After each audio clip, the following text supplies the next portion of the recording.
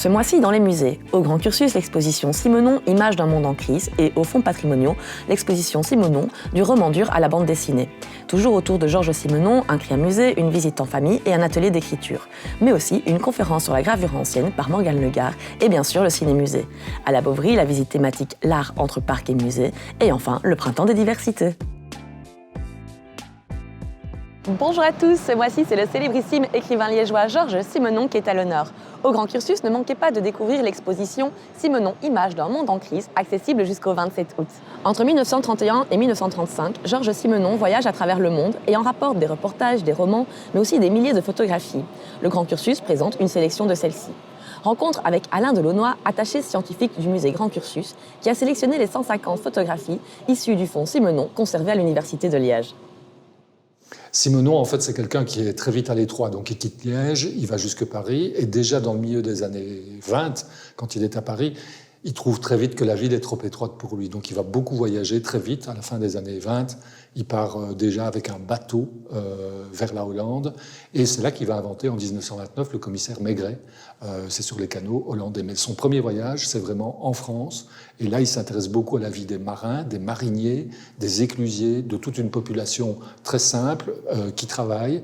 Et pas du tout des monuments historiques, pas du tout des choses qui sont, je dirais, des clichés touristiques. Ne manquez pas de découvrir l'univers de Simenon, photographe, lors du Cri à musée du 2 avril prochain, qui invitera chacun à voyager en réalisant des cartes postales en découpage-collage inspirées par les photographies de l'auteur. Le 9 avril, à 14h, c'est en famille que vous pourrez découvrir l'exposition de manière ludique. Enfin, dès le 29 avril, s'ouvre un atelier d'écriture Simenon animé par Karel Logiste. Au cours de 6 séances, chacun s'immergera dans l'univers des romans durs de Simenon, moment qui sera suivi d'une écriture d'un roman court. Les fonds patrimoniaux proposent quant à eux l'exposition Simenon du roman dur à la bande dessinée. Au même titre que l'œuvre écrite de Simenon a été largement adaptée pour la radio, la télévision et le cinéma, John Simenon, deuxième de ses 4 enfants, a développé en collaboration avec les éditions d'Argo une bande dessinée biographique et une série de 8 adaptations dont les premières parutions auront lieu en 2023. Ces projets inédits sont à découvrir jusqu'au 12 mai. Rencontre avec Fabien de Noël, conservateur des fonds patrimoniaux. La dénomination des romans durs nous vient de Georges Simenon lui-même. Donc il faut savoir, on le sait bien, que Georges Simenon est très prolifique et qu'il a écrit sous divers pseudonymes plus de 200 romans, des contes, des nouvelles. À partir de 1929, il commence à écrire sous son nom et à ce moment-là, on distingue 2 ensembles. Il y a la série des Maigret et puis ce qu'il appelle lui-même, en comparaison, les romans durs. Il les appelle comme ça parce qu'ils sont simplement durs à écrire. Et puis en même temps, le terme de dur convient assez bien à son style tranchant et à l'atmosphère qu'il y décrit et son ambition de dépeindre l'âme humaine dans toute sa nudité. Donc l'exposition du roman dur à la bande dessinée présentée aux fonds patrimoniaux présente des documents originaux, donc des planches originales et des dessins préparatoires de 3 albums de bande dessinée à paraître aux éditions d'Argo en 2023, à l'occasion des 120 ans de la naissance de Georges Simenon. Donc il y a 2 adaptations de romans durs et un biopic qui doivent sortir cette année. Et on peut y découvrir le travail de Jacques de Loustal, de Christian Caillot, mais aussi de Bernard Isler, à travers une sélection de planches originales et de divers dessins préparatoires. On a ainsi le storyboard de Jacques de Loustal, les crayonnés des planches.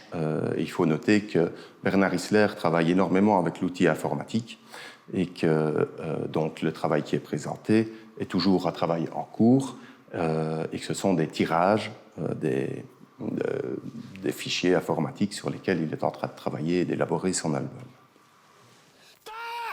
Retour au Grand Cursus le 19 avril pour la prochaine séance du ciné-musée Cons, l'ultimo collezionista. Ce film réalisé par Roberto Delvoye en 2021 brosse le portrait du collectionneur d'art Francesco Cons. Ce dernier a consacré toute sa vie au soutien et à la promotion des mouvements d'avant-garde. Le 20 avril, c'est la 3e conférence du cycle consacré à la gravure ancienne, En quête de sens, que le Grand Cursus accueille. L'historienne de l'art, Morgane Legare, proposera une communication intitulée « Une gravure à la gloire des beaux-arts » d'après Johannes Stradanus.